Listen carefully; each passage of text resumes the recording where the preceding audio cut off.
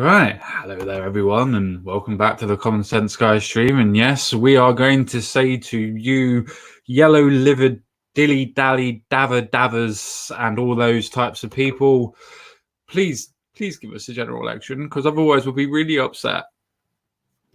Anyway, all joking aside on that side of things, I'm here today with Mr. Jensen Quinn. How are you doing, Mr. Quinn?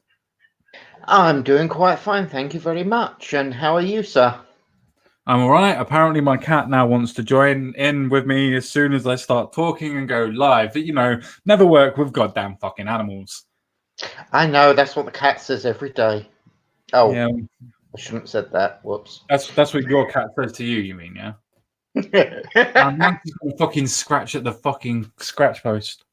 Of course. Can we see her? Yep, I see her. Oh, gorgeous. She's being a bitch. That's what she's being. She's being a fucking bitch, and she knows she's being a bitch. Yeah, she wants your attention. Yeah, just like most women.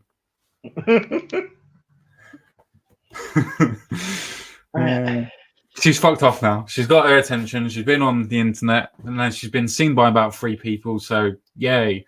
I am not going to hit her. I do not want to be part of. I want to be famous, but I don't want to be famous on Twitter and YouTube for beating an animal. There's not infamy that I'm after, and that's not one of them. Just thought I'd say that one out there for large. But sorry, Mr. Quinn. I was introducing you. How are you doing, sir? Yeah, I'm quite fine. Ticking over. Not dead yet, I think is probably the best statement I can give on this one. Though it is great when you say that to doctors. They just give you this absolutely outstanding look. It's sort of, is he joking? Oh God, he's not joking. It's wonderful. It really is. I love doing that to him. Thing is, I'm telling them the truth. I'm not dead yet. Okay, sometimes I do. Be happy for that. No, I know you would think that, wouldn't you? But no, they just look at you stunned. Generally, yes. By the way, for people that have just tuned in that don't normally watch me or have watched me that haven't seen this, yes, these are new glasses because I actually lost my previous ones. And yes, I actually wear glasses when I read. And I got a couple of stories for later on where I actually have to read. So, yay, with that one. Generally, I don't like wearing glasses. Just put it that way. I don't know. And something else for all of our people watching, yes, that actually is his hair. That is not an animal asleep on his head. We promise. I am not Trump. This is all natural. Sorry, dude, had to be done. Yeah, I know. I've lost quite a bit of weight. Fucking hell, hello on the offensive, mate. If you are free and you're still on Discord, I can send you the link if you want to pop on, mate. If you want to pop on, you're more than welcome to pop on. And yes, I've lost quite a bit of weight. In the region of around about 10 stone now. Yes, I was a fat fuck. Still am, but I'm getting there.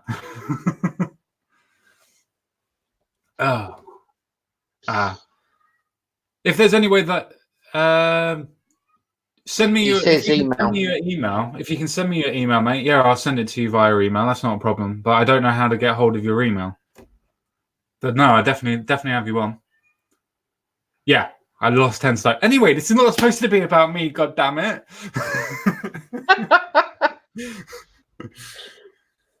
You're an internet celebrity. You've got to look fabulous now. I'm really weirded out that you were actually able to pull that off as well as you did. And that's kind of worrying me. Just a little bit. Just a little bit. But you know, acceptance. Exactly. Where is your inclusion? Come on. Including you already here. If you think I'm being inclusive to you, then you know I'm giving you a platform.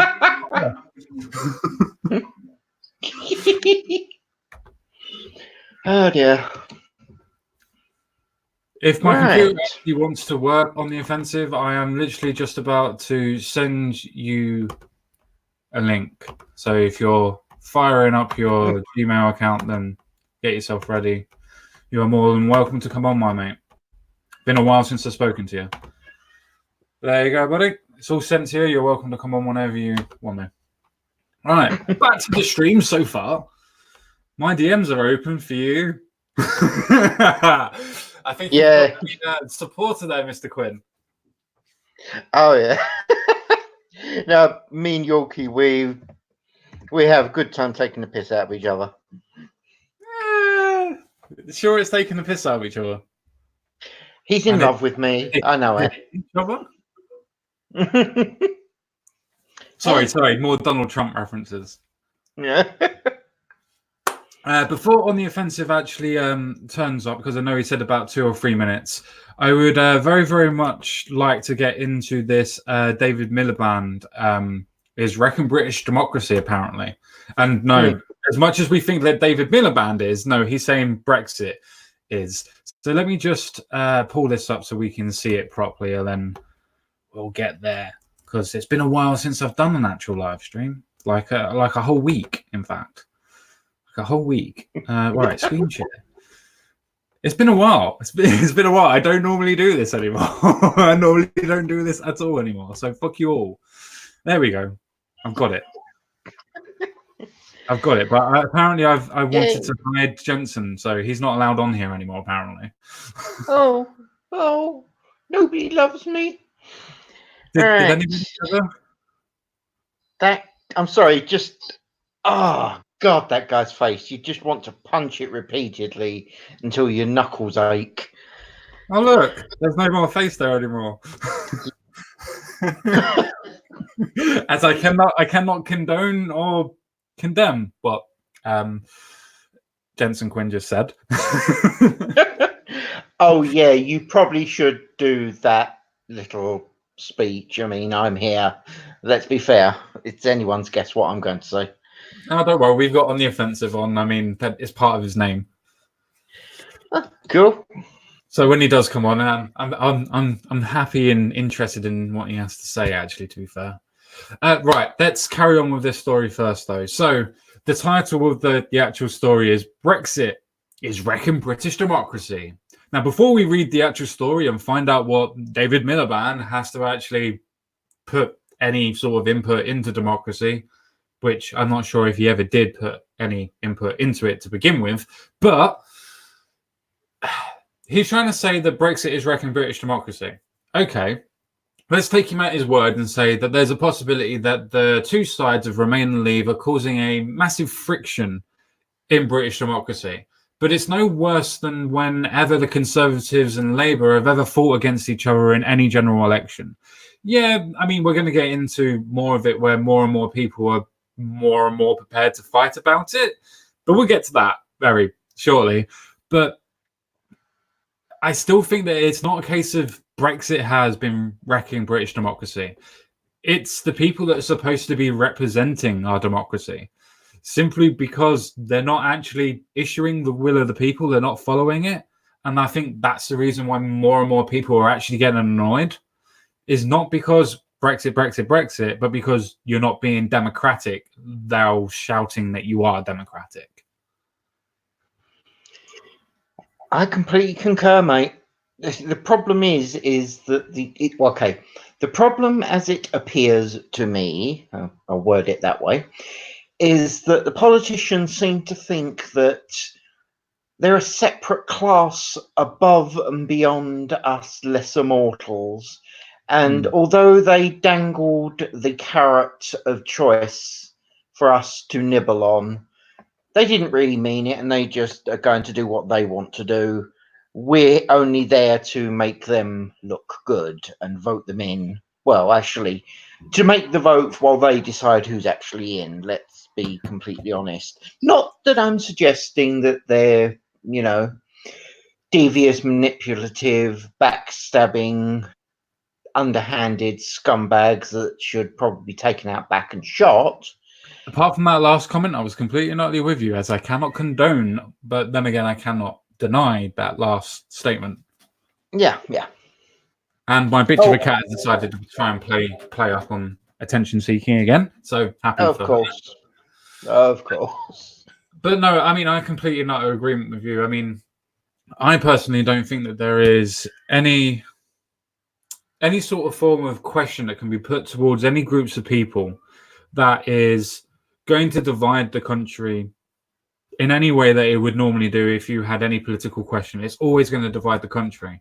But if you put the illusion, as you quite rightly said, with the referendum and the implementation of the referendum being put into place, or promised at least, then that's the level of anguish and anger that comes through it. The idea that democracy was going to be upheld, that you were going to give the opportunity for the little man and the worker to be able to produce their form of democracy, their opinion, and you're going to abide by it, only to then be shown outright that no matter how many times that we vote for it, and don't forget the MPs voted for it themselves as well, which I always find absolutely ridiculously funny when they go, there's no mandate for no deal. You voted for Article 50. It states in Article 50, if there is no withdrawal agreement and there is no extension, then we leave automatically. You fucking voted for that, you idiots. You put that through yourself, so don't tell me there's no fucking mandate for it. And just like that, with that one rant, I've just lost a demonetization on this stream, so yay. Well, at least it means it's not going to be me that gets you demonetized then. No, it's me, and must remember to rein myself in just a little bit. But I do think that that's where the anger stems from. It's not so much the choice and people fighting against the choice so much, because I still think that until Brexit done, we can still have the arguments with Remainers about if we should or if we shouldn't. But it comes to a point when Remainer MPs are, and other people as well, that are vehemently going against Parliament in itself, government, the elected government themselves, and going behind the back doors to try and stop it all the time, regardless of if it's a good thing or a bad thing. And I think that's one of the reasons why I think David Miliband, you're absolutely full of shit. Brexit is not wrecking British democracy. It's actually exposing the fact that British doesn't have a democracy, and it's always been the illusion of being representative, and now it's not. I think that's where we are with this, to be fair. Sounds about right, mate. I know you like the idea of having people on that are willing to disagree. Yeah. Carry on, Mr. Quinn. Disagree on the mine. Mine could be defined as slightly more extreme than yours. But like you said, you can't condone my suggestions, but you don't necessarily go against them. No, I mean, I can't really condone all of your views, but I can say that I can either confirm that I agree or deny that I agree with them, and should just leave that as that.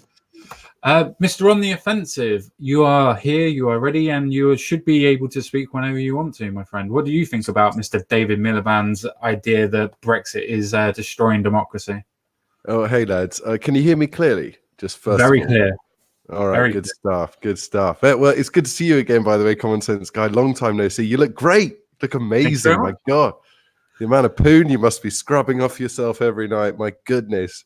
Knee deep in poon. Get your wellies on, chaps. Anyway, Mr. Quinn, I don't know you. Nice to meet you, mate. Pleasure to meet you, sir. Yeah. Anyway, do I think democracy is being destroyed by Brexit? No, but obviously it was an exercise of democracy. But I think democracy is pretty much doomed in England. We've had this experiment now for quite a while, and it's just gotten worse. It's just getting worse and worse and worse. And I've been very skeptical of democracy for a while. A lot of people use it. A lot of Brexiters use it. And I'm obviously pro-Brexit. I want us to leave. But a lot of guys say, it was democracy. You've got to respect democracy. You've got to do the vote. I like that argument because it wins on shows like Question Time, and most of England are on board with that argument. But actually, I think democracy is a load of shit, really. I mean, it just encourages all the wrong incentives. It encourages politicians to just put out something that can be good for the headlines tomorrow. It encourages politicians to think of the immediate, the next poll, the next election, the 5-year cycle. we're a civilization. We should be thinking in 100-year terms, right? We should be making big plans. So I think democracy is rubbish. I could go on about that for ages. But is it being undermined by Brexit? Of course not. The fact is that the wrong people won. They didn't think they'd lose those elites. And then we won, and they don't like it. And that's why they go, oh no, democracy. I mean, if they'd won, democracy would be working just fine, I suppose. Exactly. But because we win, oh no, democracy's falling apart. What's going on? Everything's coming to an end. I think Brexit is just a wonderful sign that so many people have got common sense, excuse the pun, and are just aware that the left have gone too far and they're fucking ruining our country. I mean, another thing that people don't want to say in sort of on BBC Question Time if they're a Brexiter is that the vote was about immigration, or the vote was about it was about all of it was part of the culture war. It was about immigration. It was about political correctness. It was about all this stuff. It was about giving a big status quo. Exactly. And I was so happy when it happened. Don't you remember that? Don't you remember, guys, when we won? I do. I mean, Mr. Quinn, I assume you're a Brexiter too. Oh my God, yes. It was euphoric. It was just incredible. I went out with my mates immediately. I remember cheering in the street. I saw this random girl. She came out of a bar. I was in a crappy part of town, and I live in Vietnam. So, we were in this bit of town where there's a bunch of tourists around, and this girl came out, and I knew immediately. I thought she's English, and I went right up to her and I went Brexit like this, like with my arms over. I was like Brexit, and she was like, yeah. And we hugged in the street. It was incredible. We were cheering. I saw a bloke waving the flag just in the middle of Vietnam. Some bloke waving the Brexit. We won. We did it finally. Yeah. And then they've spent 3 years trying to erode our determination, trying to undermine our will, trying to say we didn't even know what we voted for. It's very frustrating. That pissed me off the absolute most. Go on, Mr. Quinn, after you. No, all right, cheers. In all fairness, it is actually the people's fault. We voted for the wrong thing. How dare we give our own opinions? My God, we should just agree with what they want and just sit there and go, yes, sir, sorry, sir, thank you for letting us vote, sir. At that point, it's fine. Caps, isn't it, sir? Proverbial caps. That's how I'd run the country. But, I mean, you make an extremely good point, Hugh, which is that maybe democracy doesn't necessarily work, and people that are arguing for it, maybe it's a case of they can or they can't. But even in David Miliband's own words, Brexit has made an important distinction. Democracy doesn't work when the people that are representing you don't actually represent you. So even if you do have a vote of this scale and with this number, and you get it going against the actual people, so to speak, then, well, I say people, I mean the elite and everything else like that. But carrying on, you actually get to the point where it exposes the fact that people that are in power don't actually want to do what they're supposed to do and represent. It actually shows them up. And I think that's the reason why everybody is so annoyed about Brexit. If you're going to give people the illusion that they have the control, don't pull it out from underneath them when they're looking directly at you, because they're going to get pissed off that you're doing it. Yeah. Mr. Quinn, do you want to respond to that? Or can I make a quick point? Go for it, mate. Go for it. I will make one minor point, and it is as simple as this. Guy Fawkes failed. Next time round, it might not be the failure that they think. Your turn, sir. Okay, I was just going to respond to that sort of representative democracy thing. Yeah, there are now, I don't know if you guys have seen this, but now they literally argue that being a representative, being an MP, is not about representing people. Now they argue that it's about being this sort of sage, woke leader of the pack. You're this sort of intellectual superior to the rest. So when you're going into Parliament, you're not really representing what people think. You're not serving them like that. Instead, you're going to do what you think is best for the constituency, which is just your decision, basically. It's got nothing to do with going to a meeting and they go, look, go to Parliament and say this. You fucking work for me. I pay your salary. I saw the expenses. It's ridiculous. Go there and say what I want you to say. You work for me. Now they go, no. You've got that backwards. Okay. Yeah. You elected me so that I could take care of you. You're a little child and I'm very intelligent. So I'm going to make all these decisions about how I think your life should work. Okay. Yeah. And that's my job. This is a complete inversion of what their job is supposed to be. It's the complete opposite. And you could never imagine them making this argument if it weren't for the fact that they were trying to delay a general election. That's why they're making this argument. Because we know better than the electorate. Without touching the general election side, because we'll get into that very shortly. But exactly what you've just said. Can you imagine that if there was somebody like you that was more of a pro-nationalist, or somebody even like me, pro-civic nationalist, so to speak, or somebody just slightly right of fucking Stalin, that actually decided that they were going to be in power and actually do exactly what they just said? How much of an authoritarian dictator would they be? Just on what you just said, explaining what they've explained to us. Yes. Imagine if Farage said it, they'd all be like, fascism's returns. But because they're saying it, it's fine, because it's Anna Soubry or whatever the fuck. It really is just incredible, the balls on these people. They just don't care. They just say whatever. David Lammy, of course, is one of the favorites when it comes to just spouting absolute crap. Have you seen David Lammy's latest tweet?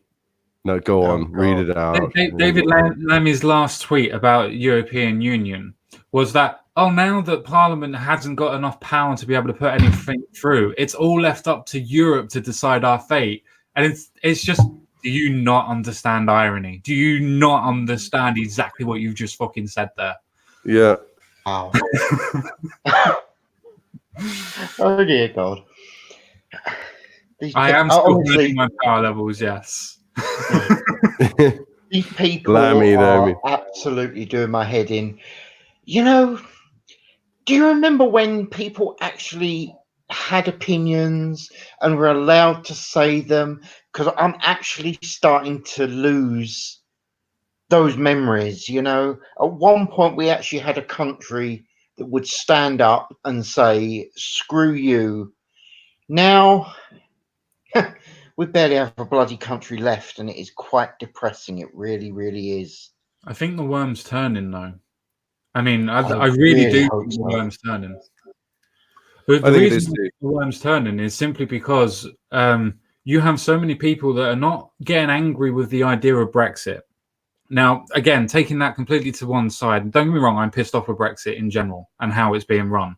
But people are getting pissed off with Brexit because of how it exposes the fact that if you do have a level of democracy, if a certain amount of the elite government, I say government, they're not even fucking properly elected to even run the country. But besides the point, are now in control and now scuppering what we actually voted for. And I think that, as you said before here on The Offensive, is that it comes to a point now where the illusion is dying. The illusion of the democracy that Britain has or had is now being exposed as, well, we only give you the illusion that you actually voted for this. We actually decided this years ago.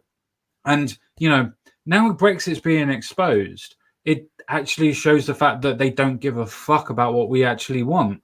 Even the liberal left, the working class left, Labour and all that lot, don't even care about what the working people voted for. They don't even fight for 60% of their fucking constituents that actually voted leave. They're more interested in staying aligned with Europe. That in itself should be a fucking indication that people that are supposed to be fighting for the woke fucking working class people don't actually have representatives in democracy anymore, especially in Britain anymore. And that's on the goddamn left. Forget about the so-called right of the Conservatives. Sorry, guys, I went on a bit of a rant there. No worries, mate. It's so true. It's so true. The people, the indigenous population, are absolutely despised. I mean, and nothing. There were two stories that came out recently that really illustrate this. The first is more recent, and I'm sure you all heard of it. It was the tragedy that happened with those immigrants from China suffocating in the back of a lorry. I think it was 39 deaths, right? Horrific, right? But every time a foreigner dies, we've got to throw open our hearts and throw open our borders, right? It's like justification. Here's a dead boy on the beach. Here's 39 dead immigrants, whatever. Here's a bomb that landed in Syria. Open the borders. But every time one of us gets killed or gets hurt as a result of that, it's just absolute silence. The other day, a man of, I'll just say, Asian descent, shall we say? He was in this woman's face, this old lady's face in the middle of a street, I think in Rochdale, and we all remember what happened in Rochdale, right? I don't know how far I can go on this show. I won't try and get you banned. So I'll just say we all know what happened in Rochdale with certain types of gangs from a certain type of background. So this is in Rochdale. That were backed by the Labour Council and the police. A very similar, a guy from a very similar background. He was arguing with a woman in the street. A bloke, an indigenous Englishman, came up and said, "Leave her alone." So this guy decided to round up 20 of his friends, and he attacked this bloke. This guy's a tree cutter. What do they call them? A tree surgeon, right? They go around with chainsaws, work for the council, clear up the trees. He attacked this guy with an axe. Cut off his hand. Yeah. The road rage incident. Chest. They called it a road rage incident, exactly. Yeah. And it was only Breitbart that reported on the fact that this was a racialized, total racial attack. The guy had shouted, "You white bastards, get that white this, blah, blah, blah." This all came out in the court case. The BBC completely hid this, okay? This wasn't on the front page of the BBC. They did that, though? Yeah, well, not really, but it just goes to show, like, okay, these dead migrants, that's definitely a newsworthy story. I'm not saying it isn't. But I would say what happened here, a racial attack. I mean, when Stephen Lawrence, that kid that got killed with, am I getting that right? With an axe, right? Let's say a white man attacked an ethnic minority with an axe and chopped off his hand. We would be hearing about Stephen Lawrence again. We'd be hearing about axe attacks. It's a favorite of the far right. It would go on and on and on and on and on. Well, on the BBC website, you go to their homepage, then you click UK, then you click England, then you click regions, then you click Northwest, then you click Manchester, then you scroll down to the bottom of the page, and then you see Rochdale, road rage, peacemakers, axe attackers, jailed. That's what you see. It's right at the bottom, hidden away. No careful, this is the general attitude that basically we're kind of expendable. And whatever tragedy occurs around the world, we have to take responsibility for that.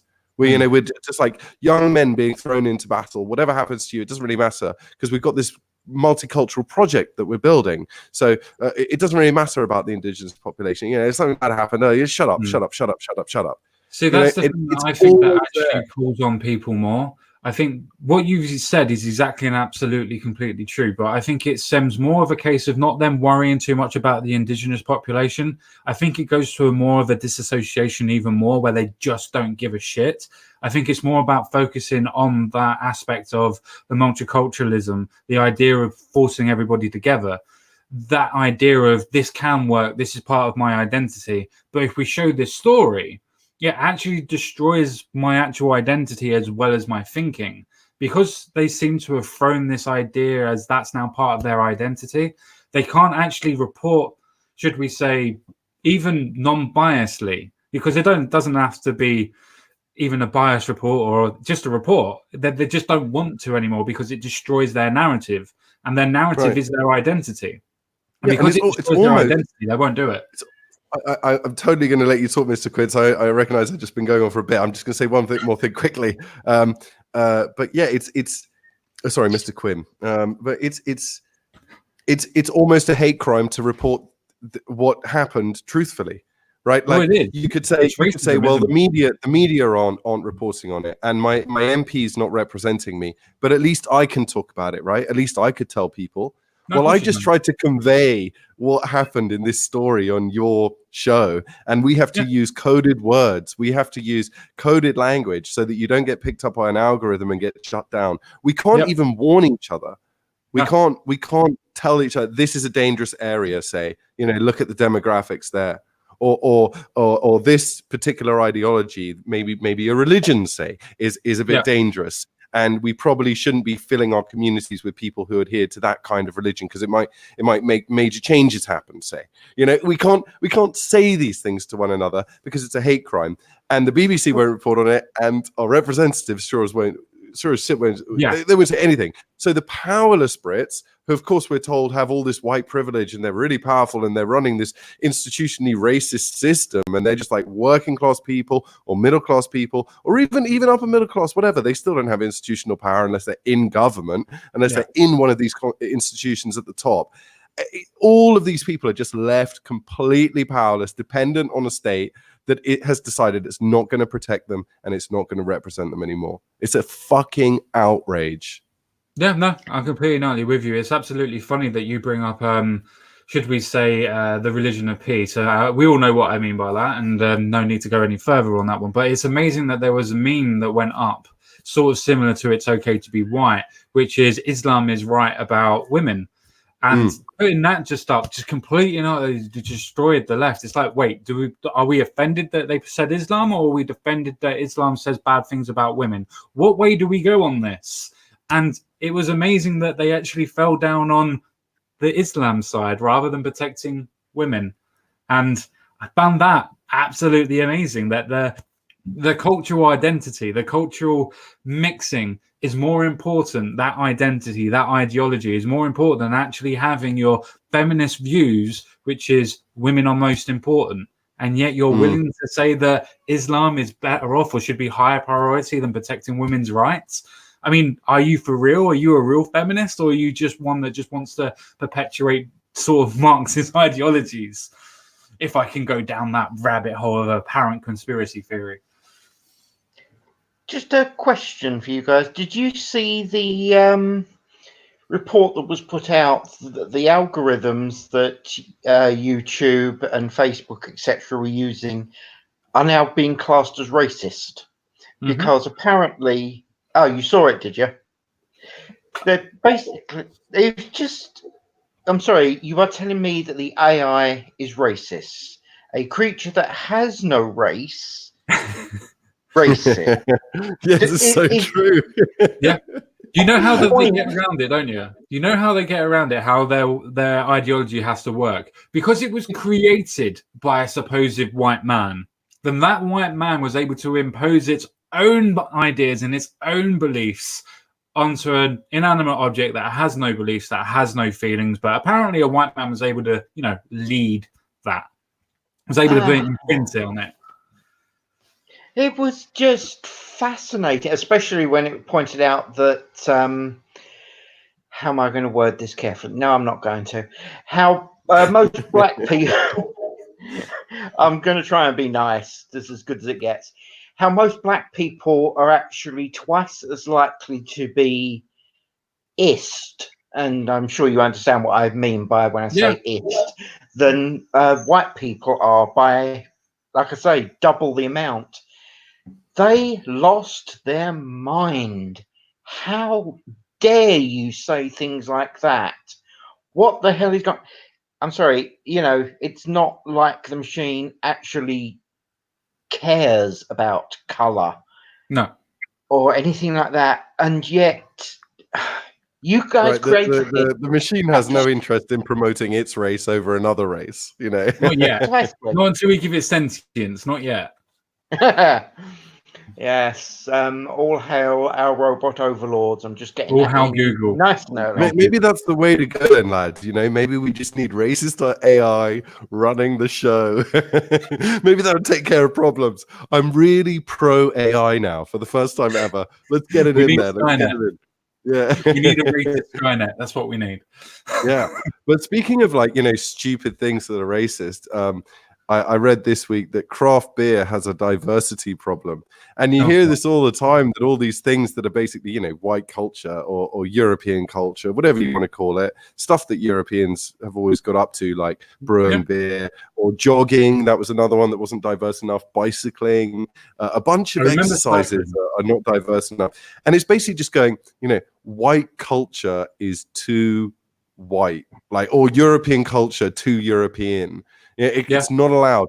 And isn't it curious?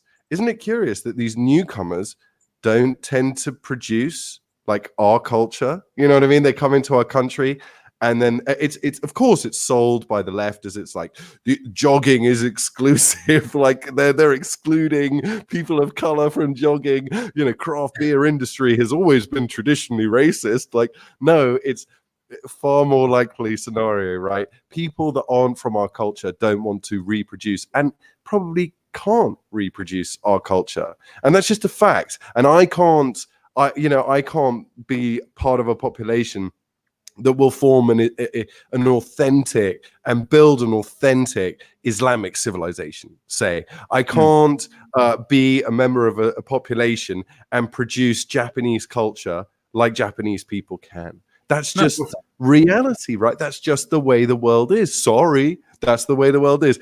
And it's a problem. It's a problem. Not that I can't be Japanese. No one gives a shit about a white man doing that. They would say that's appropriation. But if a black guy isn't, if not enough black people are making craft beer, big deal, big problem there. There can be no space left for us in anything. There can be no area which we excel at. There can't be anything we have for ourselves at all. We have to be all inclusive. It really is a poisonous thing, this inclusivity. Anyway, I've rambled on enough. Sorry, guys. Well, I don't want to completely hijack the stream into, but I do have a really interesting question I would like to ask. I've made a massive observation with the left in general, that if you were to ask them, is it okay for white people to say, let's say, leave the United Kingdom, leave England, and go to Syria and overpopulate Syria? Is that okay? As a vice versa type of thing. And not all of them, but most of them will say, yeah, that's a bad thing. So then the question becomes, well, why is it okay for them to do that to us? And I never get a decent answer for that. Why is it okay vice versa, but never okay the other way? Oh, that's easy. White is bad. That's all you need to remember. I mean... No, I agree. I agree.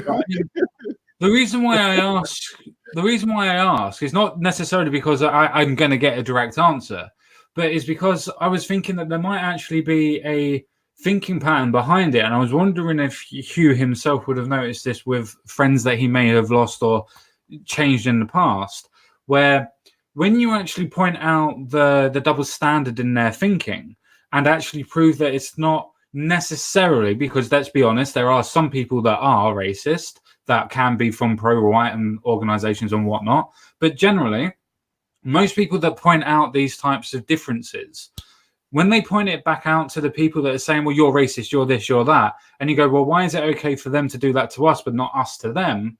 And they go, well, because of white power or white people or whatever. Isn't that just blaming it on a race? Isn't that just them saying that we are superior to other races? Aren't they being the most white supremacist that they can be rather than any white supremacist before them, actually?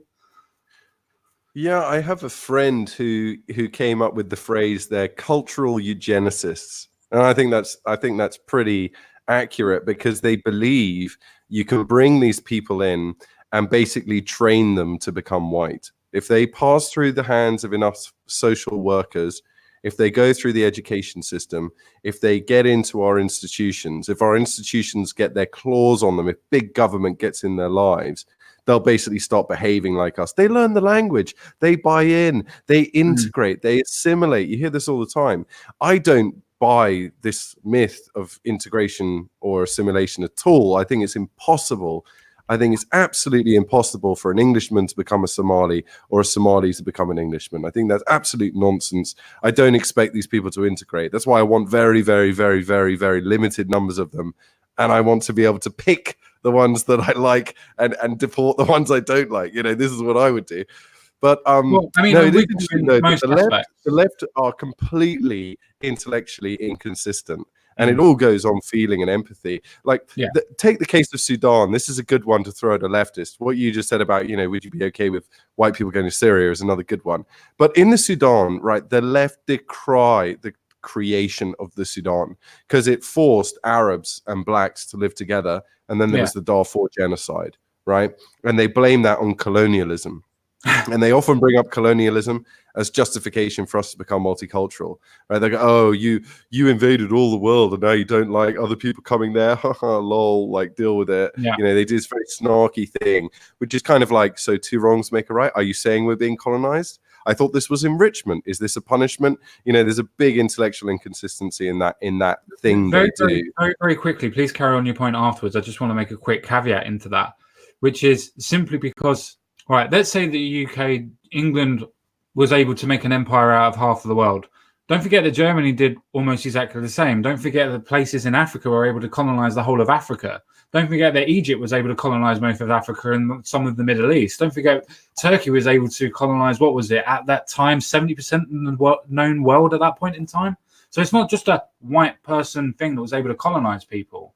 It's to do with might makes of right. And back in the day, that's what was the correct way of dealing with it. So it has nothing to do with race. Again, that comes back to culture, in my opinion. Please carry on here. Well, I don't know.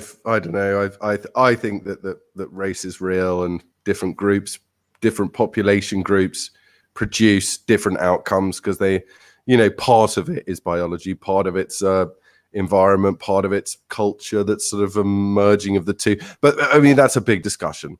But anyway, the Sudan.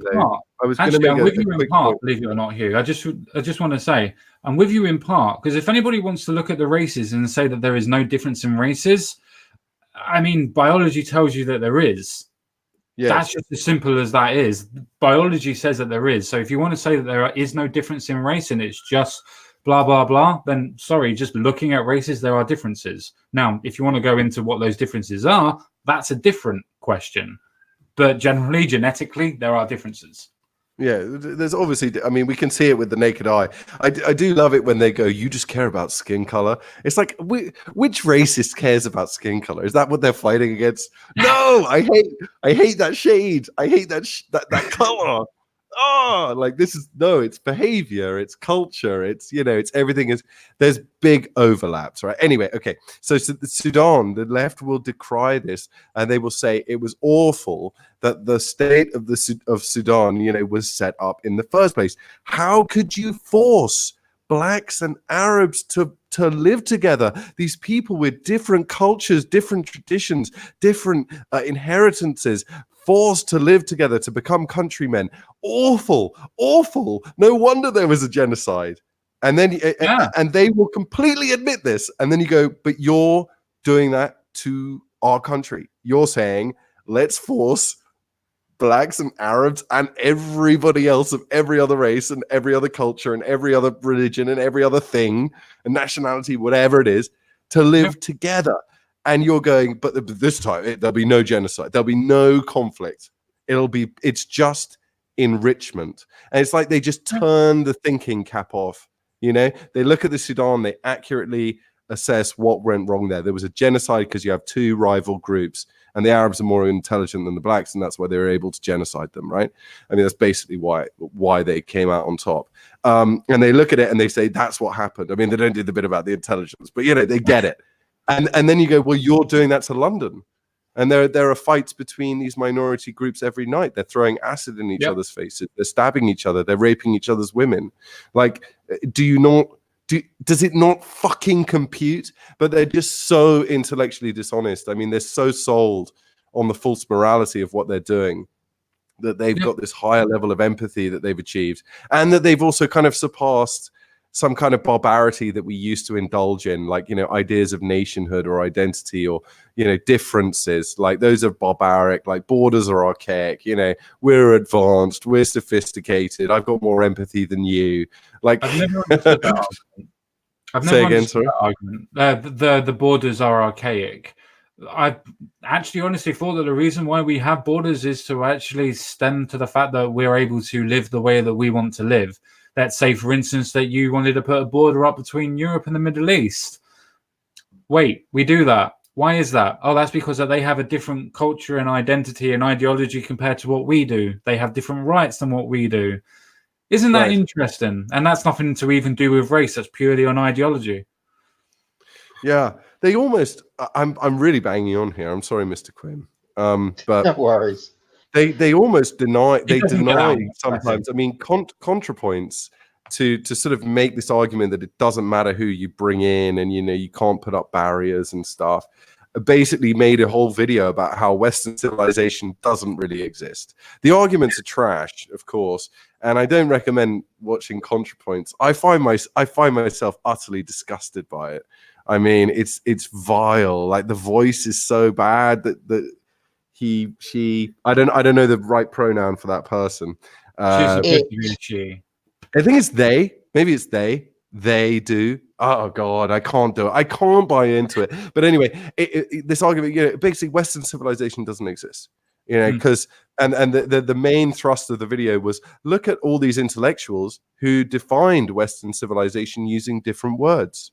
Like, everybody knows what water is, right? It's H2O. Water exists, but everybody uses different words for the concept of Western civilization. No one can even agree what it is. It doesn't exist. Language now destroys Western civilization. Okay. Yeah, it's utterly absurd. Okay, it's like, how many different poems have described love? Are you saying love doesn't exist? How many different people have talked about this concept, that, whatever? I'm not going to debunk it, but would ContraPoints ever make a video saying that Islamic civilization doesn't exist? I mean, it fucking obviously exists. It's so clear. Everybody knows what it is. You can put a Quran in front of someone and go, which civilization does it belong to? You can put people in front of them and go, look at their clothes. Which civilization do they belong?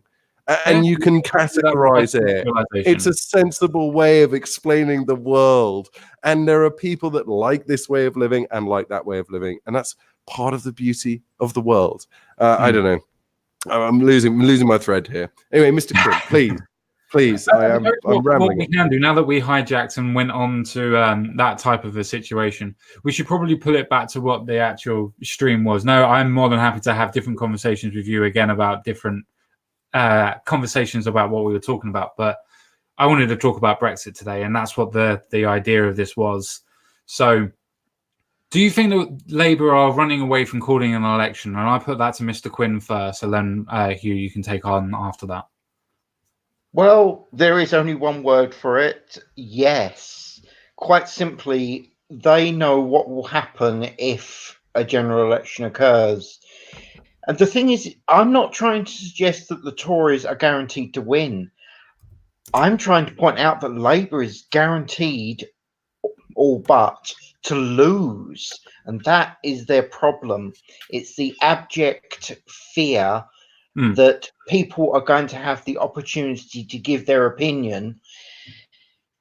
And none of the MPs have actually lived up to any of their so-called jobs. Simply put, it's going to get to the point that people are going to vote them out, and they know it, and they are probably, in my opinion, they are probably attempting to work a way to avoid giving us the opportunity of making such votes. But, Well, no, I'm actually with you in general, but I think that there's a big difference. I think the reason why Labour don't want a general election is generally they know that they can't win a general election. Now, if you look at people like Anna Soubry, for instance, the reason why she doesn't want a general election is for two reasons. One, she knows that she's going to lose her seat. She's going to lose her 79, 80K a year fucking job with expenses on top. She knows that she's going to lose that because she's in a Leave constituency and she's been a Remainer for God knows how many, years now. So she knows that she's going to lose. So why would she vote for... It's like, why would a turkey vote for Christmas? And that's where you are with Labour and the Lib Dems at the minute. Why would you vote to lose the seats that you already have? You postpone and hold on to power as hard as and often as possible. And I think that's where we are at the minute. The people are power hungry. They want to keep their power, and they know if they were to take it to the people, they know that they would lose. Where if they push for a second referendum, which is why they're doing that, they have the question answered, regardless if they win or lose, but they still keep their same position with trying to sound that they've saved face when they haven't. The problem is they actually gave us said vote. All of them promised until they were blue in the face that this is a one-off referendum. we will not ask again. Once this decision is made, it is going to go through and nothing can change it, etc., etc. Oh, you voted the wrong way.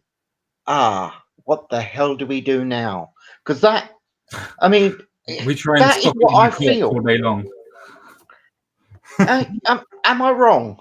No, you're not wrong, mate. That's why I was making the joke of saying that. No, what we do now is that we try and circumvent democracy by going to the courts and trying to say what we're doing is democratic because we're using the courts to stop democracy, even though the courts are not supposed to be a part of democracy because to be democratic, apparently, you're supposed to be elected. Apparently. Interesting concept. Yeah. Yeah. What was the original question again? Was it why won't Labour go for an election? Yes. Pretty much, yeah. Yeah, I think it's a numbers game, isn't it? I mean, what do we have in England? We've got something like 640 constituencies, something like that, right? 6 or 7, I believe, off the top of my head.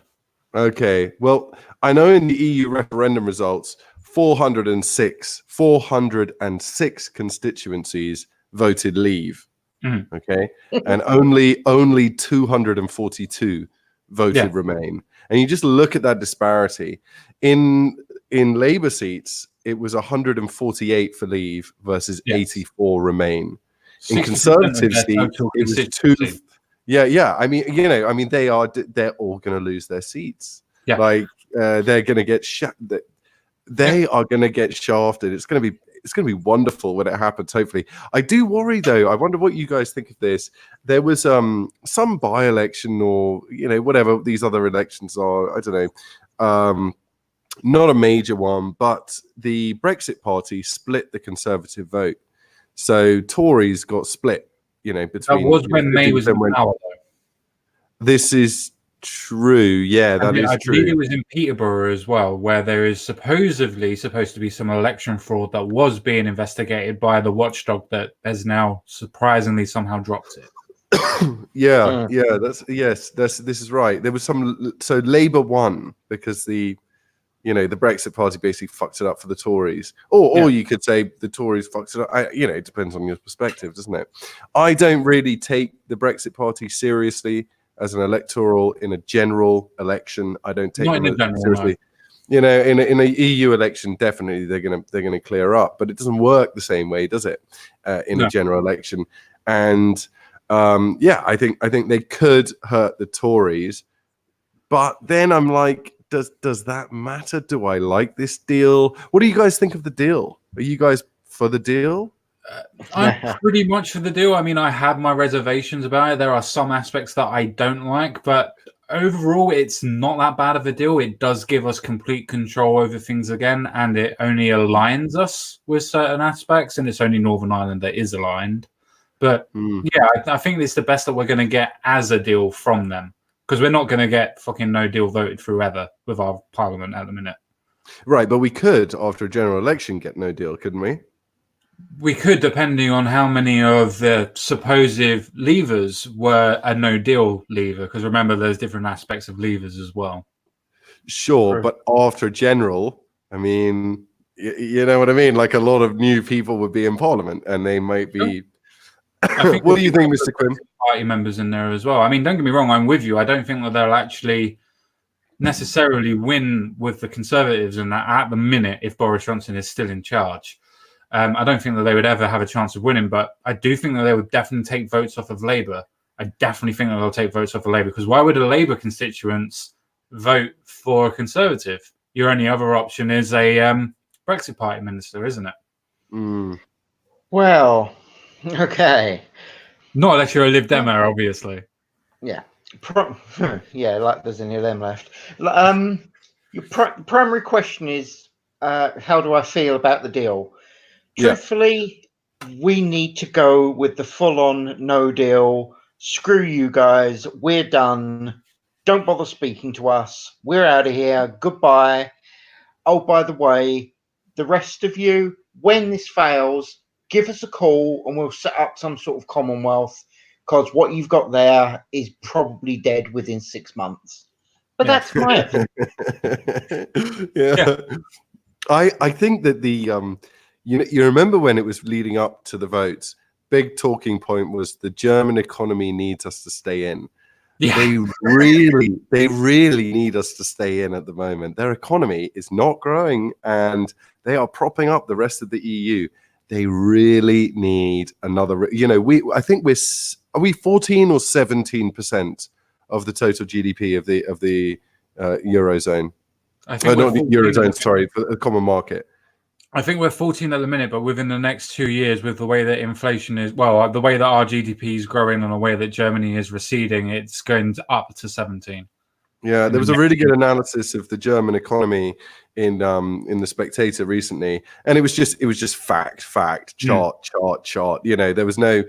I guess there was a reason why it was published by the Spectator, because they're obviously pro Brexit.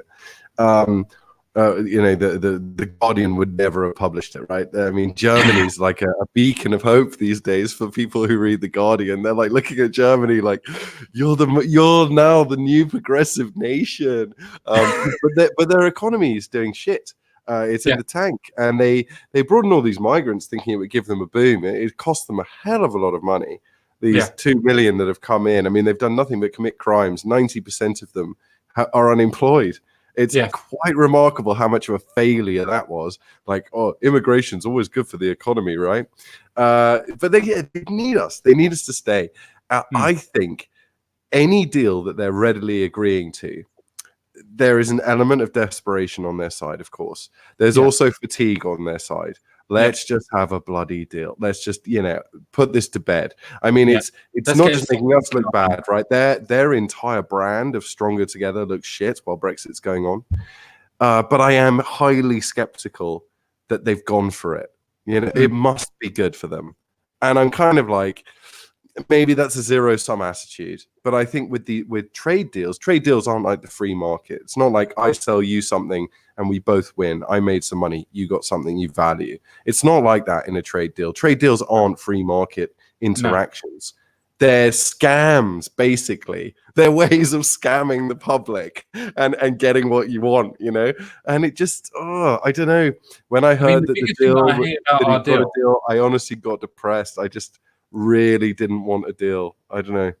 Maybe I'm with you. I mean, the biggest thing that I hated about the deal was, as I explained to Quinn when as we were talking about, I didn't explain it to Quinn. Quinn was on with me. I didn't explain anything. But we were talking about the deal, and the thing that I hated about it was the fact that the EU is still going to collect tariffs off of Northern Ireland and is still going to collect tax off of Northern Ireland. That's the bit that I really fucking hate. Don't get me wrong. They're not collecting them personally. The UK is going to give it to them, but by proxy, they're still collecting. Right. And I hate that. That means that they're getting taxes off of us. They're getting taxes without representation.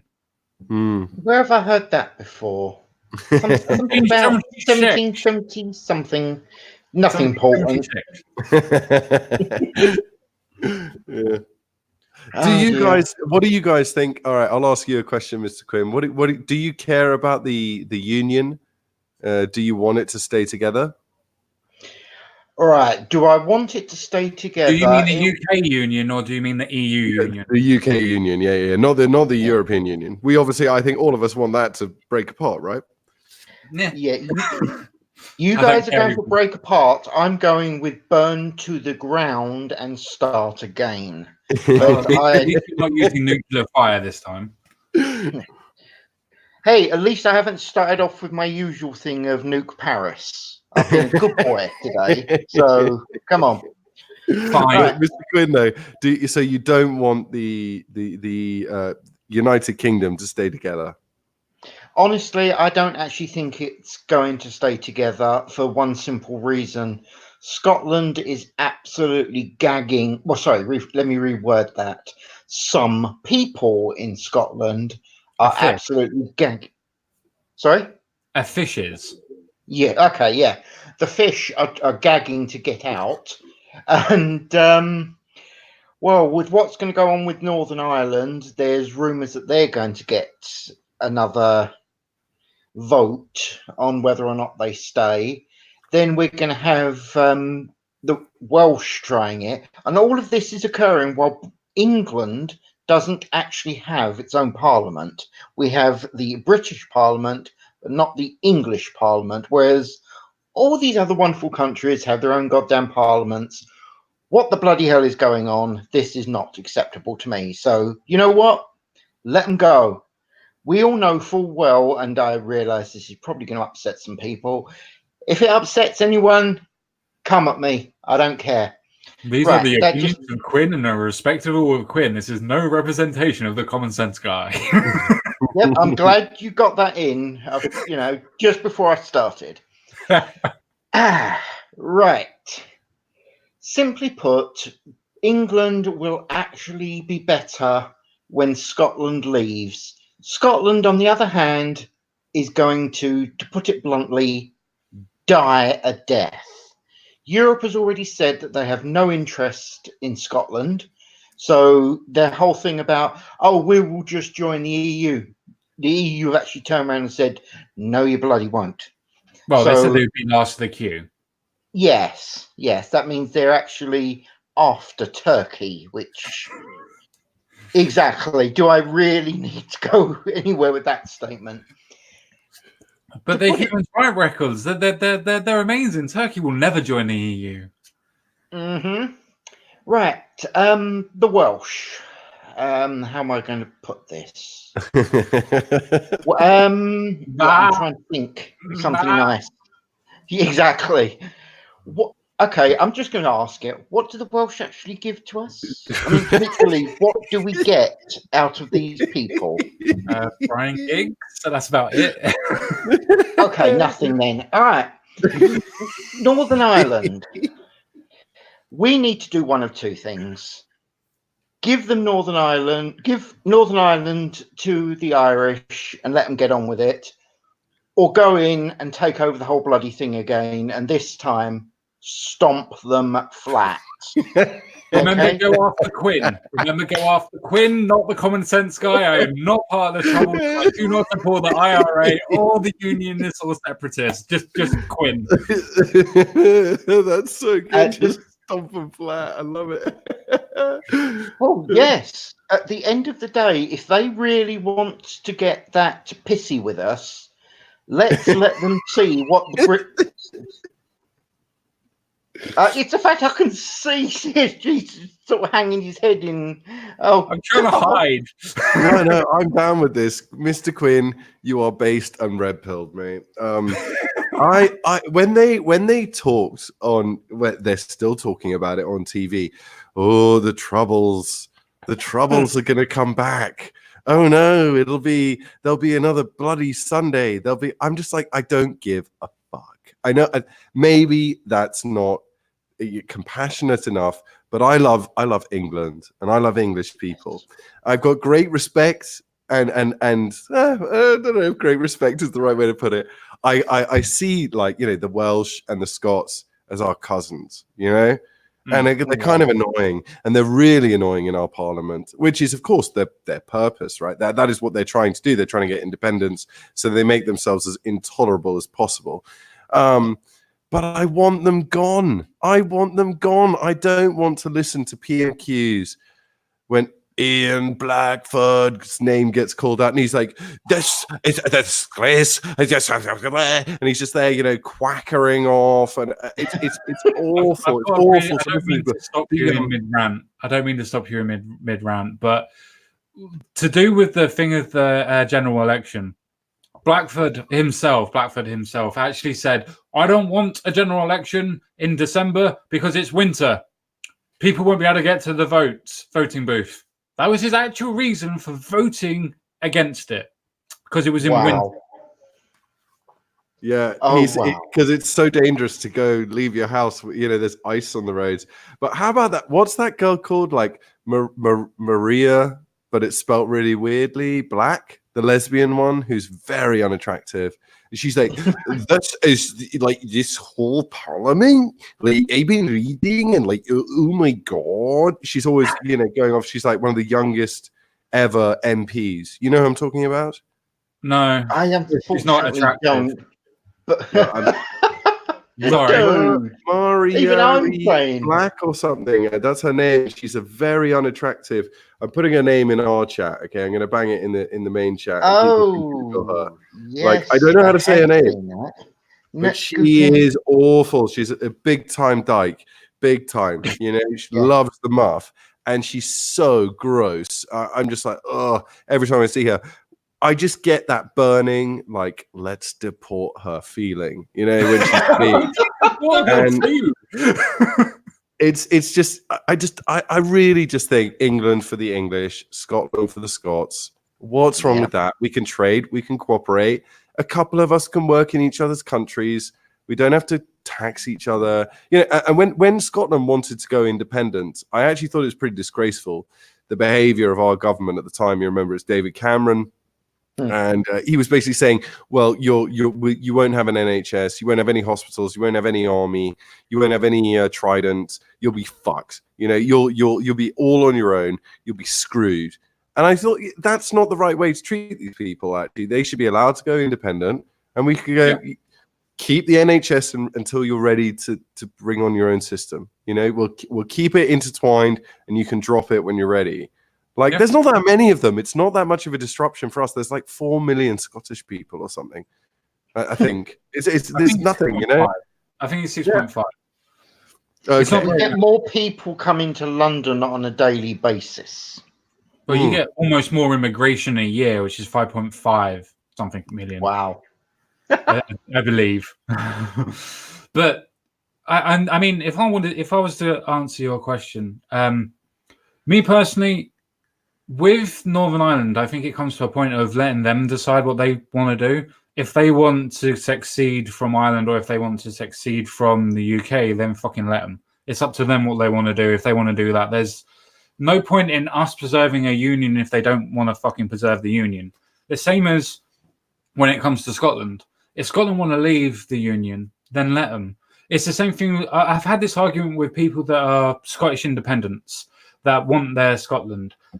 I go, why do you want to leave the UK? Oh, because we don't want an unelected bureaucrat being able to dictate to us what we can do in our country. I go, so you're against Brexit?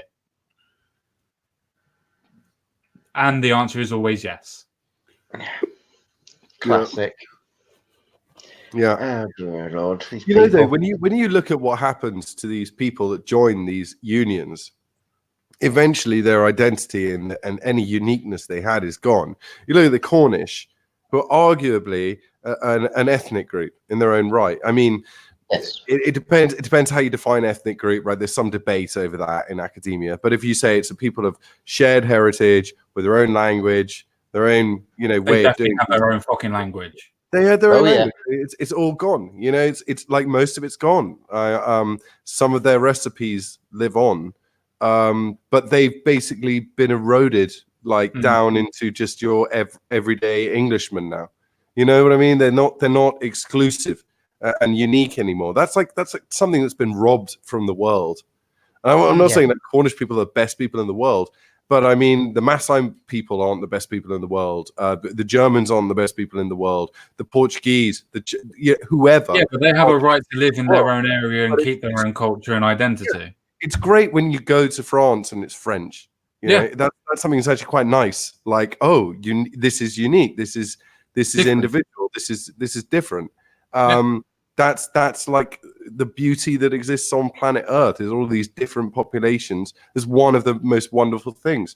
And as soon as they get lumped in the same nation, it just dissolves into a mush of the two groups that put together. And the same thing is happening now, isn't it?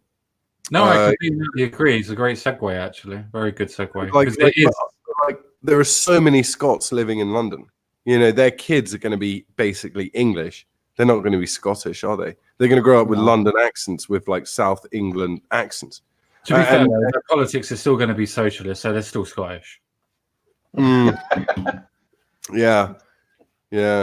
I really want to deport the Irish as well. I'm really not a fan of the Irish. I actually have a lot of disdain for the Irish. I whenever I've gone out on a limb for the Irish and said, oh man, what's going on in Ireland? Like crazy immigration policy or something. They're always just like, why don't you fuck off and stay out of it, you fucking Englishman or whatever. And I'm like, yeah, I'm actually like saying something like I'm on your side. Like, and they just hate it. They're so hostile to us. I get it, the history, whatever. Get over it. You lost. And we gave you your freedom. We are magnanimous, and we gave you your freedom. Show some respect. Okay, Irishman. Anyway, all right, I'm going on too long here. I'll let you guys go. I was actually having a discussion with an Irishman about a Republic of Irishmen, Ireland, but whatever. I was having a discussion with an Irishman about the history of why they hate us so much, and most of the ones that are alive now hate us because we annexed Ireland because they were a neutral island, and we annexed them to become part of our bases, and they hated that, and they honestly thought that Germany would never attack them because they were a neutral country, and we brought them into the war over it. Wow. That's generally what one of their appearance or thinking was, that they actually thought, oh, no Englishman has ever died for an Irishman. So First, Second World War, just local history. That's never happened. Never. No. Okay, never mind. Moving on. Oh, dude.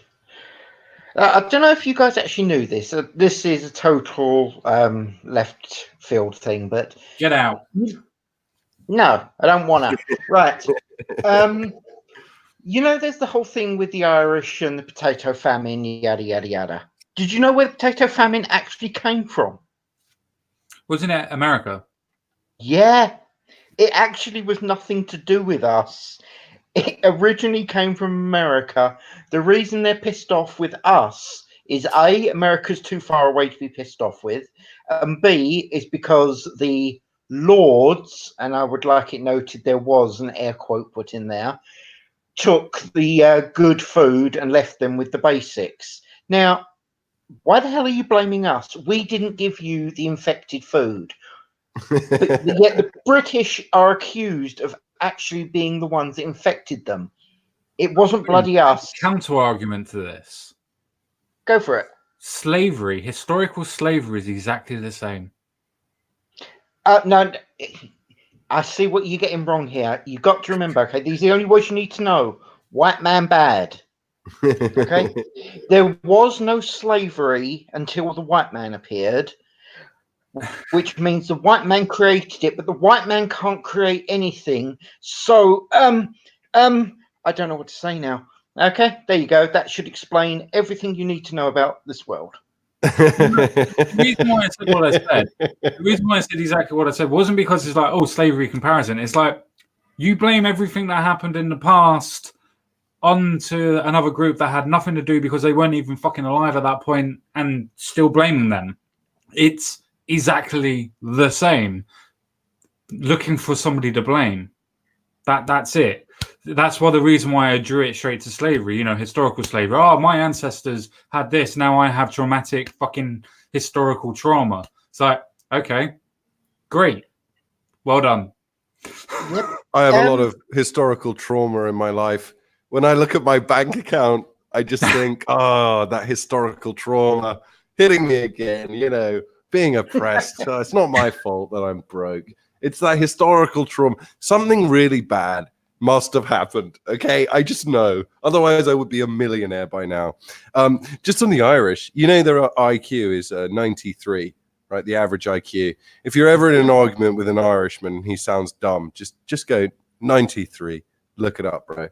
And when they migrated en masse to America, it took them 150 years until their crime rate was on a par with the national average. They were so insanely criminal. They were always burning things down and getting drunk and getting into fights and abusing their women and stuff.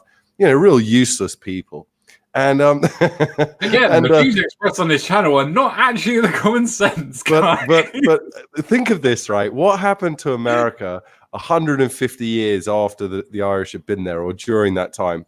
It became really, really, really diverse, and it became more violent, right? It became more and more violent over time. America has only gotten more violent, basically. You can look at like overall crime stats, and they're a bit deceiving. But you look at like inner city, and anyway. Well, no, you're So actually America's correct, getting especially more with the violent. Irish. So the Irish didn't actually improve. The No. national Very crime good average crime rate families in America just got before so the Italians. bad it became the same as the average for the Irish. That's what happened to America. But they're great. They're great, proud people. St. Paddy's Day. They've given a lot to America.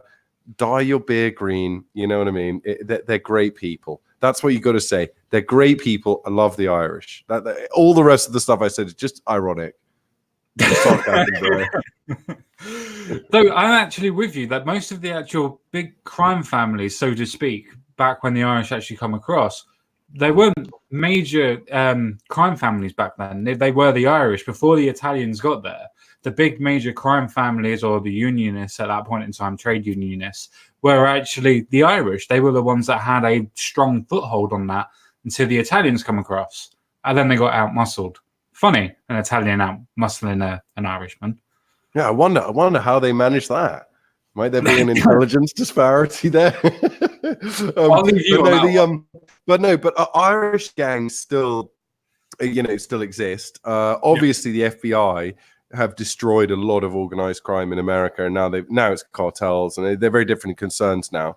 But back then it was like Jewish Russian gangs and sort of European Jew gangs, right, which were quite small. Then you had the Italian mob, Irish mafia or mob or whatever you want to call it, and they were running. They were the most like horrifically violent people in America. Now, of course, America's turning into some sort of, I don't know, banana republic. What is going to be Brazil, basically? No, it's turning into France. It's turning into France. It's turning into an actual banana republic. Go on, roll with this idea. Tell me why it's like France. Well, the reason why it's like France is simply because that they are not actually electing the correct. Well, I say correct people. When they do actually elect people, they still cry foul that they're not actually the right people. So even when they protest in the streets for literally almost a year, constantly every fucking week, the Gilly J, they actually don't even want to listen or report it in Europe, simply because Europe is fine. America, it's fine. Honest. No disparity. No, as you say, indigenous people actually want to fight against what's happening. Everybody accepts it. Honest. Nothing to see. Well, literally for the BBC, yeah. Yeah, it's interesting, isn't it? Like Hong Kong gets all this coverage. What about the yellow vests? Why do you guys think that is? Is there an agenda there? I don't know. Well, I'm just speculating here. An agenda? Same as Catalonia. Nobody really wants to talk about the fact that when Catalonia actually decided that actually voted that they were going to secede from Spain, they actually did that completely and utterly legally. It's actually in their constitution. Spain had to then go to the Supreme Court to say that it was going to happen, but never actually ruled. Very important. Never actually ruled that it was against the Constitution. The only news story that actually come out that said that it was against the Constitution is that the European Union agreed that it was against the Constitution, but never actually stated where the Supreme Court stated it was. And then was able to break everybody up, and then was actually sending, police from France, Poland, a couple of other places to Catalonia to break up the Catalonian people from actually leaving. Yeah. And that's just Catalonia, let alone fucking France, where literally people are being beaten to a pulp, where their eyes are being popped out of their fucking sockets. Right. You remember that girl that had her eye shot out or damaged? It just got damaged by a rubber bullet. She was wearing protective goggles, thank God. So she's lost partial sight in her eye. But that footage went global. How many hands have been lost in the yellow vest thing now? Like 4 people have had their hands shot off by like tear gas, propelled grenades or whatever. They fire them out of those grenade launcher thingies. I don't know about guns. I don't know much about them. But from video games, it looks like a grenade launcher to me. And they're firing these tear gas, right? Yeah. And this is like shot people's hands off, and like you don't see it. It's just nowhere. It's completely covered up. My sister actually lives in Paris, And she said it's even the same there. Like, it's not on the news there in Paris where it's happening. And she said, most Parisians are pretty unsympathetic to these people because they're all country folk, right? Who've come to the capital to make a scene. And they're just like, Parisians see themselves as very different from the rest of the country. They're sort of snooty and a bit, snobby. So they're London, basically. They say again? They're basically Londoners. Yeah, kind of. I think it's even more of a divide because a lot of working class Londoners see themselves as kind of the backbone of Britain, with the rest of the working class. But in Paris, like a working class Parisian will see himself as a Parisian first. Yeah. So even they are like, I think it's a bit. It's definitely like the whole country is like fuck Paris, and then in Paris they're like fuck the rest of the country. Exactly the same as the UK and London, then. Fuck maybe it is the same, yeah. I can honestly say, as a Londoner, it is very much like this. I chat to people from all over the country on the internet, and the general thing that comes across is, can we please get rid of London? It's dangerous. It's toxic. It's evil. And I'm sitting here thinking, actually, it's pretty nice around here. And then you get people sitting there calling it Londonistan. And I'm thinking, yeah, I've lived here basically all my life, not including the time I was in the military. And I think I've seen 4 Muslims in South London, so I don't know if they're scared to come over or what, but yeah, it's nothing like they try to suggest it is. Okay, but it does depend on the borough, doesn't it? I mean, Newham is majority Bangladeshi Pakistani. I think it's something like 16%. This was at the last census, so that's 2011. The next one's coming out to 2021. It's going to be a big. They're already trying to find ways of avoiding that. They don't want to do the next census. The last 2. Yeah. So they really, really don't want to do this next one coming up. I wonder because they're like it's white nationalist ammunition, and it's like, well, why is it white nationalist ammunition? What's it going to say? But I mean, they can't fight facts. Yeah, I mean, Canada already stopped recording crime by race. A bunch of European countries have done that. I think German cops are not really supposed to do it either. It's only leaks when the journalists find out the race of perpetrators, or when they're looking for someone and then they've got to say what he looks like. But yeah, oh God, I've lost my thread. Have I lost my thread? I've lost my thread. I can't remember what I was saying. May I butt in here then if you have lost your thread? Go. Did you hear about the soldier from West Point that went missing last weekend and left the base with their gun? And police have said if anybody sees them, let us know. Did you guys hear about this at all? No, I haven't. Okay, you're going to love this. Oh, dear. Yes, it gets well, I'll let you decide exactly how ridiculous this is. They gave no description. This includes sex, race, hair color, eye color, etc., etc., etc. We were given no information. The individual that I watched it on their stream actually phoned up the warning line, speaking to them. He's ex-military, and he's talking to people at West Point, and it's like, so can you give us some sort of description? No, sorry, sir, that's redacted. They weren't actually allowed to give the information of what the person looked like. I think that we can make assertions and assumptions on what is and was without going too far into that. I think we can make assumptions on why the race was. A white man, they just say it's a white man. What I mean? Immediate. Whenever we do something bad as well, it's like white's all over it. Did you notice that story from America where the black girl made up the story about white boys cutting off her dreadlocks? Yeah, no, school. Okay, so as soon as it came out, it was a hoax. So Yeah. the original headline was white juveniles cut off black girls' hair. Yeah. And then the sort of renewed story just left out the race. It was schoolgirl admits to bullying hoax or something like that. There's no mention of the race now. So it's always like this. They are. I think that the establishment are keenly aware that actually ethnic conflict is a reality of history. It's happened all through history. Groups have clashed, and that's just the way it goes. And they are keenly aware of this, so they try every single trick in the book to make sure people don't kick off. And it's almost like they're sort of sitting on top of what is it, the funeral pyre or the tinderbox? But burning the funeral pyre. What was it that Enoch Powell said? I can't remember. In the Rivers of Blood speech.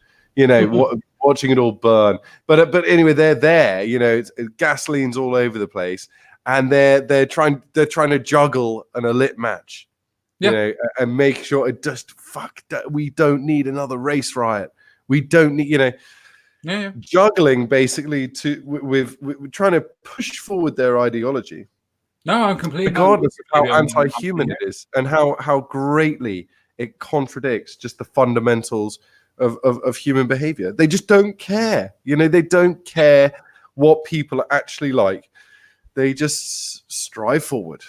No, I'm completely and utterly with you for a change on that one, Hugh. Completely and utterly 100% with you. I did a video very, very, well, not very, very recently. I think it was about 2 months ago.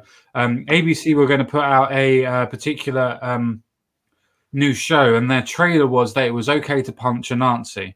And literally their whole trailer was that if you have this white person doing this and that, it's okay to hit them. Basically encouraging exactly what you said about them being able to go and hit somebody that they perceive to be a Nazi. So it doesn't matter if they are, doesn't matter if it is or isn't.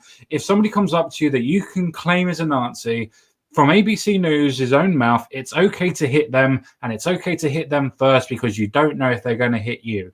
Literally, as you said, using fear, intimidation to be able to cause a war in that aspect, to be able to fight against each other. Why for the news' aspect? Because it creates ratings. Don't think that the news is on your fucking side. They're just there for making money. Look at how they treat Donald Trump. And no, I'm not Donald Trump's biggest fucking fan. But look at the fact that CNN has recently been proven to go, no, we do it for the ratings. And there is nothing in anything that we actually say. We're just pushing this for the ratings. So don't think that they're there for the news. Again. Well, they also admitted that their CEO has a personal beef with Trump. Yeah. Right. Yes. And I think CNN as an organization is completely on board with the browning of America, shall we say? That's they're up for it. They think it's good for them. Are you suggesting they're smearing America, Hugh? That was a good one. Here, lads, I'm gonna have to go. It's 2 a.m. here. No worries. All right. My birthday is tomorrow. I've got to walk the dogs and get some things ready for tomorrow. But this was an absolute pleasure. I wish I could stay longer. Honestly, if I didn't have to get up tomorrow morning, I would hang out for another few hours and drink some more beer. But thank you so much for having me. It was good to see you again. Thank you for being here. That was highly entertaining, sir.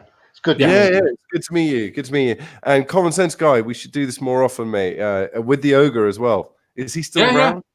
I don't think he's around as much. I think he's taking more time for himself. But yeah, I'm more than happy of doing something like that. Let's do it. You got my email, so I have now. Yeah. Let's work it out. Yeah. All right. You guys take care, and God bless and good night. See you later. Good night, sir. Yeah. Okay. Bye. Bye, mate. Right then, Mr. Quinn. I suppose we should go back to the actual point of the actual stream. Yeah, it got interesting, it has to be said. Yeah.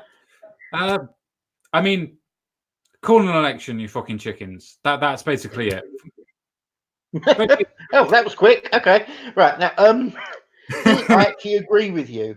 Give the people the opportunity to have their say, and just for the novelty factor of it, actually have it mean something rather than just the carrot being dangled and us being left there thinking, oh, aren't we good? We actually we voted, we done democracy. Aren't we great? Where I know, I don't care. But that is how I feel about it.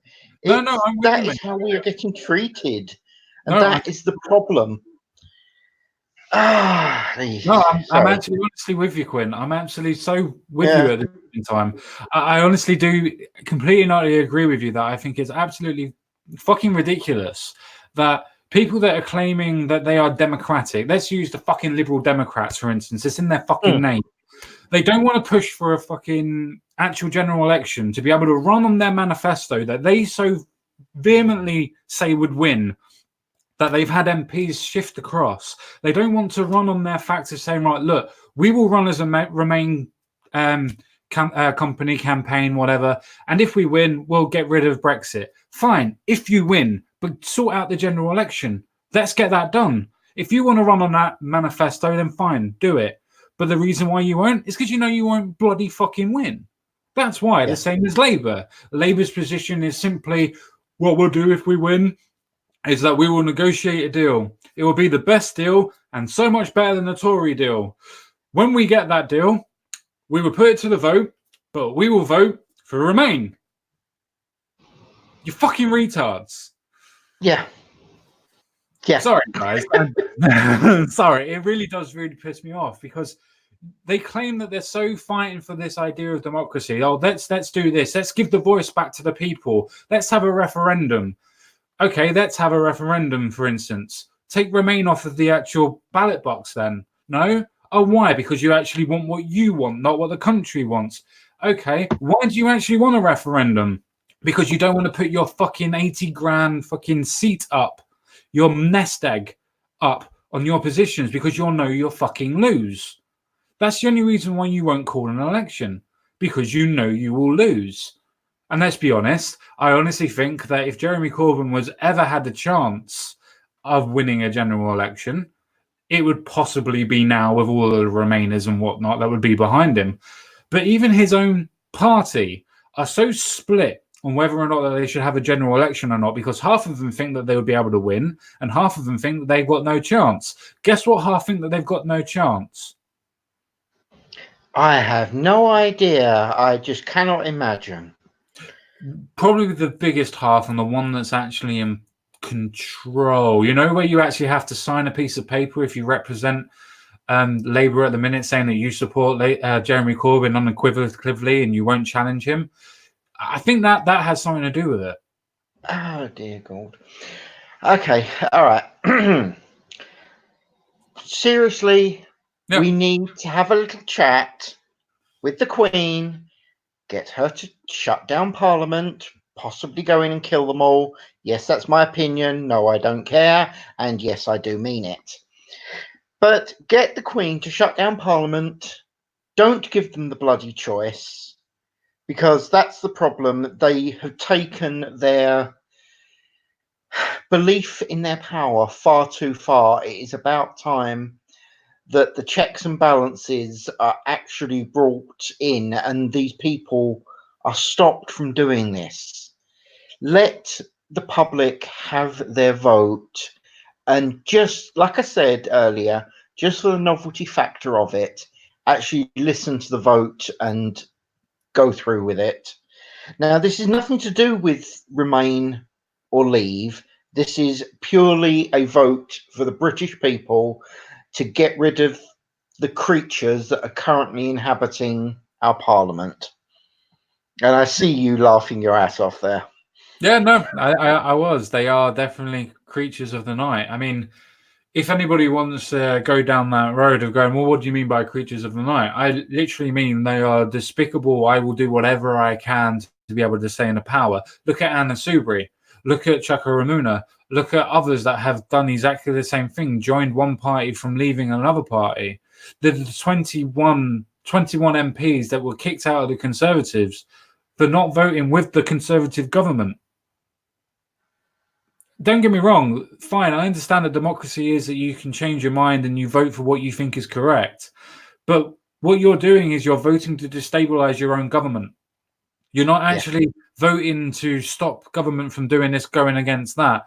You're actually stopping the will of the people. You're stopping people that have voted for you and representing of you actually being represented in your actual parliament. You're having Paul Burko that is basically deciding who can speak, when can speak, what laws to bring up, what laws don't matter anymore, using laws from 1700s technically, that haven't been used for God knows how many years to stop people from actually having different versions of talking and stopping votes from happening. That's amazing to me, that the non-biased Speaker of the House that is only supposed to be there to represent the non-written fucking constitution of the UK from being stopped, being stomped on, or being turned up or ripped over. Yet he's the one that's actually doing that by showing how biased he is on his own Speaker of the House jobs, to the point where you actually have, thank God, a court case going against him. But I don't think it's actually going to go anywhere. But you also then have Jeremy. Well, obviously not. You know, it's the same thing as police, isn't it? You know, he's retiring very, very soon. Why would there be an inquiry into him why he's retired? That makes no sense. Almost the fact of the same as a Labour lord that's being investigated for what is it? Using transphobic language, which is fine. Maybe people don't agree with that, and then going off and using racist language as the N-word and whatnot. Going off of that point, and then actually still being accused of sexually grouping people. And that's a Labour lord who is the Marks and Spencer's owner, that was put as a hereditary peer, so that means all of his children are now going to be lords as well, by Tony Blair. He's left a lot of legacy, hasn't he? Oh, yeah. He's the man of the people. There you go. He's a man of some people, and most of them in Europe. Yeah. Oh, well. Right. I think I've ranted and raved for a good, hour and a half technically now. Mr. Quinn, do you have anything else that you would like to add or like to put onto the stream whatsoever that we haven't gone through before? Let's see. No, to be honest, I think we've actually filled out all of the major points that I've wanted to make. Oh, one minor tiny thing, which you might want to get ready to do your the thoughts and opinions speech. Channel are not necessarily the Common Sense Guy's views and represent the actual person that is fucking speaking their views and not mine. Yep. Cool. Just thought I'd let you get that in early. With this whole thing in America about slavery, did people not realise it was actually more the Dutch than anyone else? I mean, let's be completely honest here. The most famous slaver ship out there was a Dutch ship. So why the fuck do people keep on blaming the British? You know, the people that actually banned slavery and made it countries to stop it. Yeah. But yet we're the bad guys. How? I mean, you know, this is the Amistad. This thing is like, hell, they made films about the bloody thing, and yet the British are still to blame for this.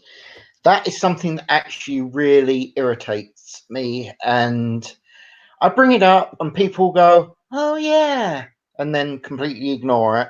Or, of course, they sit there and, no, you're a racist. How am I racist?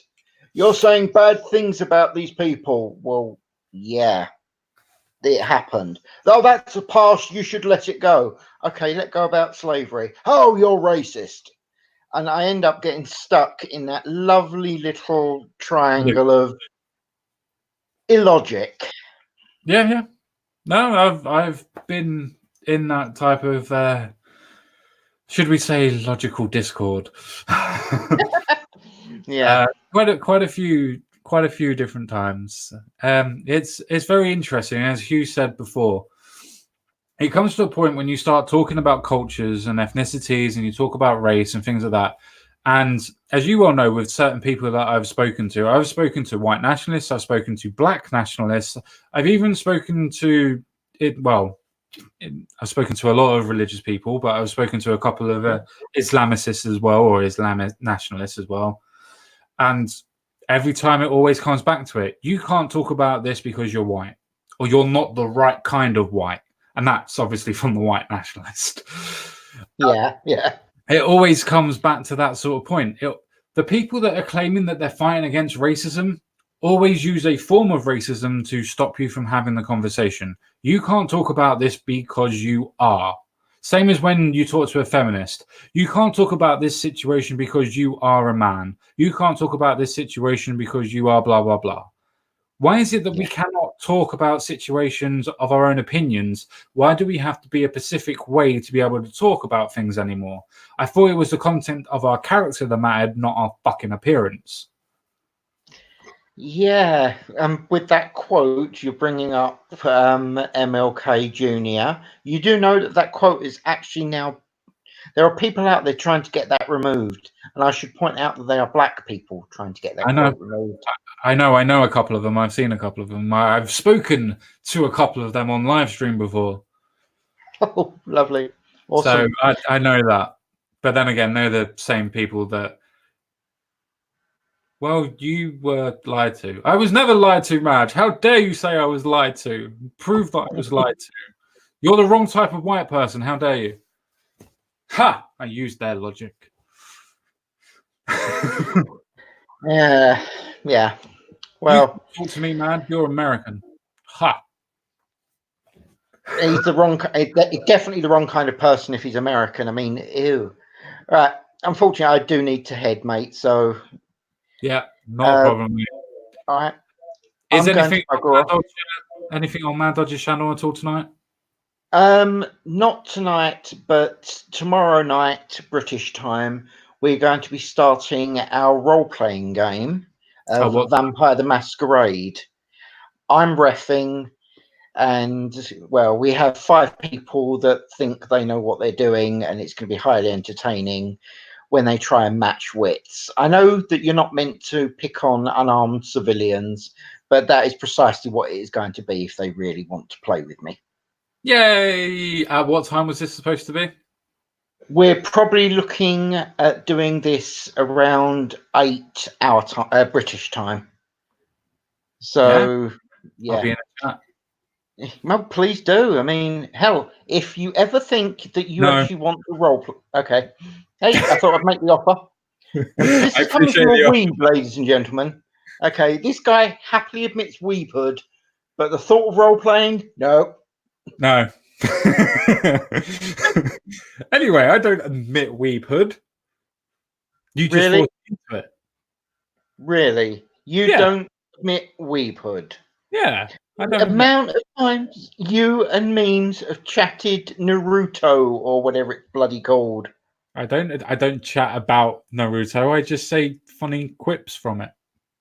Aha, right, sure. Okay, Mr. Politician. Yeah, that's right. I said it. You look after yourself, dude. I'm going to head. Thank you very much for listening to the absolute gibberish that came out of my mouth, ladies and gentlemen, and whatever else you want to call yourself. Look after yourselves, and I'll speak to you later. Bye-bye, man. See you later, Jensen. Take care, mate. Right, and with that being said, ladies and gentlemen, as well, as you can see, I'm now on my own. I am now going to get off privately, but I'm also going to get off of the stream as well. Take care, and if any of you guys ever do actually want to come on the stream and have different conversation about whatever you guys want to talk to me about, hit me up on Twitter or hit me up on Facebook or even leave a comment down below, and we'll have a conversation about whatever you guys want to have a conversation about. With that being said, ladies and gentlemen, take care. I will see you again soon. So, bye-bye for now. Take care.